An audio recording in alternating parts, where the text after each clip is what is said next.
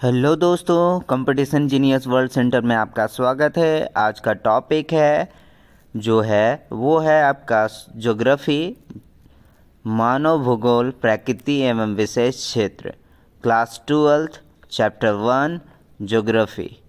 MCQ question very important. चलिए start करते हैं। पहला क्वेश्चन में बोल रहा है आपका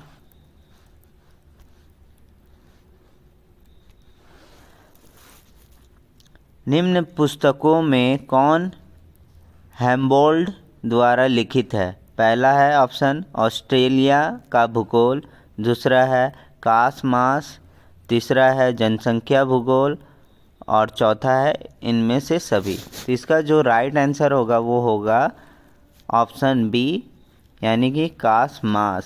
ठीक है, पहला का ऑप्शन होगा बी। चलिए नेक्स्ट में देखेंगे। दूसरा क्वेश्चन में बोल रहा है निम्न में से कौन मानव भूगोल से संबंधित नहीं है? पहला है प्रत्यक्षवाद, दूसरा है संभाववाद, तीसरा है समुद्र विज्ञान और चौथा है मानववाद। तो इसका जो राइट आंसर है 2 का वो है ऑप्शन सी, समुद्र विज्ञान। ठीक है, ऑप्शन सी राइट आंसर हो जाएगा। चलिए नेक्स्ट में देखेंगे। तीसरा क्वेश्चन में बोल रहा है कि फैने संबंधित है। पहला है नियतिवाद से, दूसरा है संभाववाद से, तीसरा है मानवतावाद से और चौथा है इनमें से कोई नहीं। इसका जो राइट आंसर है तीसरा का वो है संभववाद से। ठीक है, यानी कि ऑप्शन बी हो जाएगा इसका राइट आंसर। चलिए नेक्स्ट में देखेंगे। चौथा क्वेश्चन बोल रहा है कि संभववाद की अवधारणा में किस घटक को महत्वपूर्ण माना गया है? पहला ऑप्शन है प्राकृतिक घटक, दूसरा है मानवीय घटक, तीसरा है ए और बी दोनों और चौथा ऑप्शन है इनमें से कोई नहीं। तो चौथा का आंसर है मानवीय घटक, ऑप्शन बी, यानी कि ऑप्शन बी हो जाएगा इसका राइट आंसर। चलिए नेक्स्ट में देखेंगे। पांचवा क्वेश्चन में नियतिवाद संकल्पना में किस घटक को महत्वपूर्ण माना गया है? पहला ऑप्शन है प्राकृतिक घटक, दूसरा है मानवीय घटक और तीसरा ऑप्शन है ए और बी दोनों और चौथा है इनमें से कोई नहीं।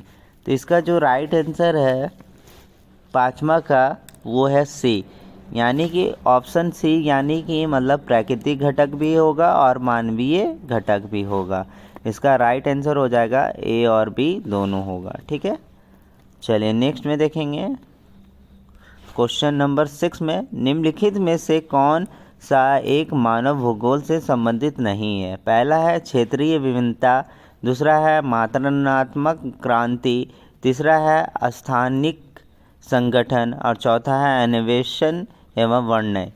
तो यहाँ पर छठा का जो राइट आंसर है ऑप्शन बी हो जाएगा, मात्रात्मक क्रांति, ऑप्शन बी इसका राइट आंसर हो जाएगा। चलिए नेक्स्ट में देखेंगे। सातवां क्वेश्चन में बोल रहा है कि नव निश्चयवाद का प्रवर्तक कौन है? पहला है रेड जेल, दूसरा है टेलर, तीसरा है हैम्बोल्ड और चौथा है ब्लास। तो इसका जो राइट आंसर है ऑप्शन सातवां का बी हो जाएगा राइट आंसर, यानी कि टेलर हो जाएगा, ऑप्शन बी। चलिए नेक्स्ट क्वेश्चन में देखेंगे। किसने कहा कि मानव प्रकृति का दास है? पहला है हंटिंगटन, है ना, और दूसरा है अरस्तू और तीसरा है एलन सैम्पूल और चौथा है बकले, है ना। तो इसका जो राइट आंसर होगा आठवां का वो होगा ऑप्शन सी होगा, यानी कि एलन सैम्पूल। ठीक है, चलिए नेक्स्ट में देखेंगे।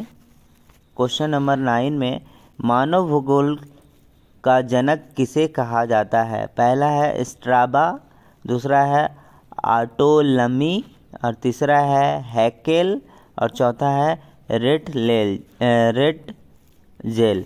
तो इसका जो राइट आंसर होगा 9 का ऑप्शन डी हो जाएगा, यानी कि रेट जेल होगा। ठीक है, तो ऑप्शन डी इसका राइट आंसर। चलिए नेक्स्ट में क्वेश्चन में देखेंगे, ऑप्शन 10 क्वेश्चन में देखेंगे, ज्योग्राफी जनरालिस के लेखक कौन है?